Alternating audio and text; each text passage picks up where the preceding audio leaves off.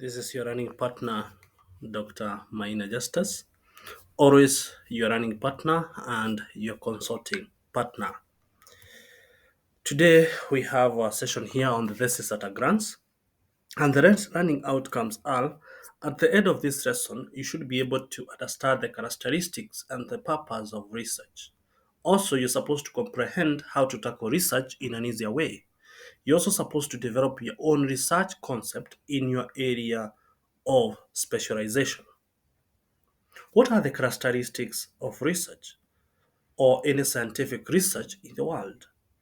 Any good research must have a definite purpose and must be focused. A statement of the purpose of the study guides in the achievement of the research objective.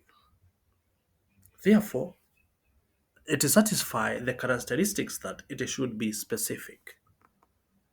Research also should be based on the observation and measurements of the phenomena as directly experienced by the researcher.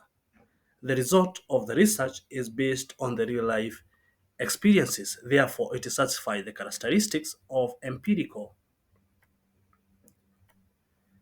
Further, we find that a good research must be testable in terms of objectives and hypotheses that has been developed. If the hypothesis or the objectives are difficult to measure, then the scientific investigation is weakened.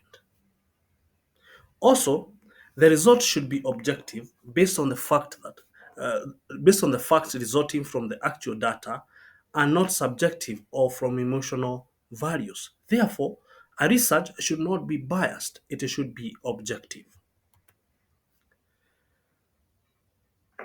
Then we have the aspect of generalizability, and this refers to the scope of applicability of the research findings.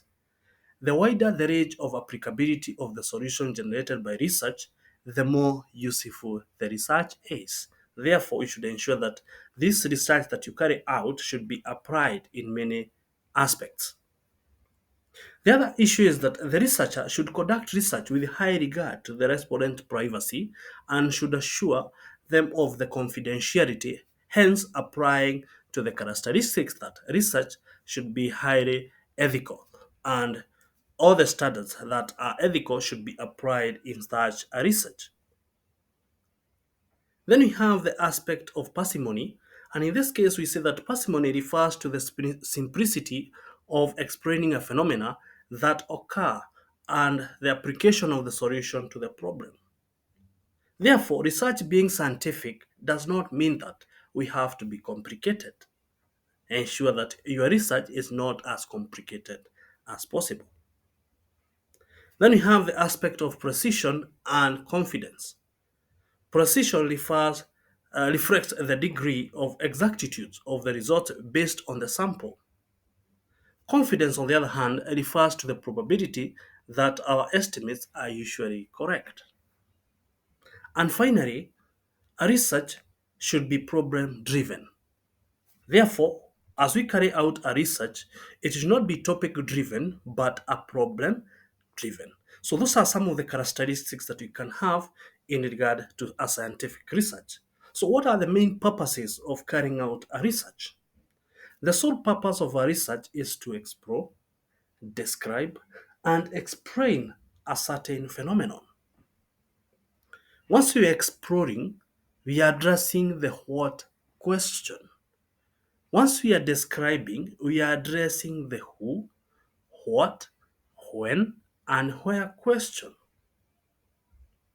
Once we are explaining, we focus on the why question.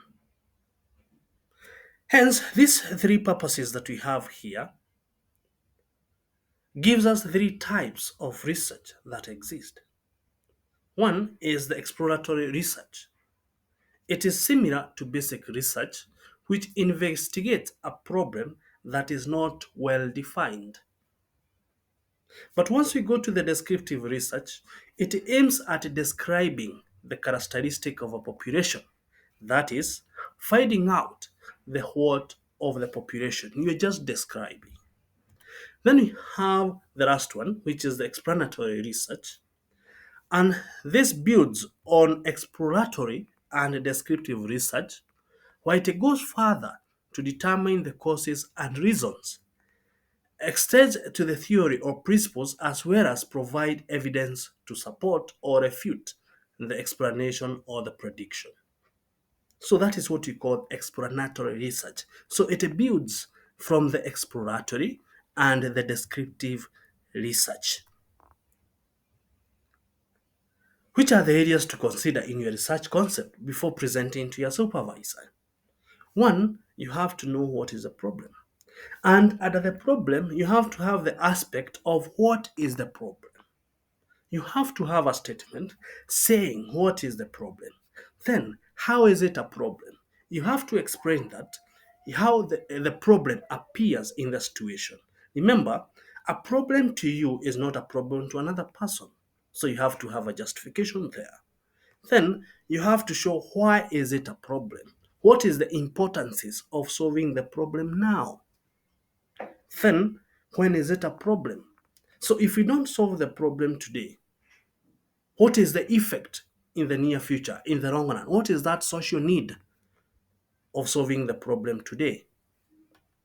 So the when talks about the long run, the why is the short run effect. Then we have to see the conceptual framework. So you have to have a conceptual framework depicting what is the independent variable and the dependent variable. And you can also have the moderating variable and also the intervening variable in any case. After that, you need to show what is the theories that are anchoring your study. So if you have 4 variables, at least have 4 theories. Then you have to show the methodology, that is the scope. And in this case, is the area whereby you're going to carry out your research. Is it applicable? Does it exist? That is, you have to have the conceptual scope, the geographical scope, and all that. Then you need to show the data collection instrument and how they are applicable to your research. And finally, how are you going to analyze your data? Note, a concept paper is a proposal, but in a snapshot. So thank you for listening.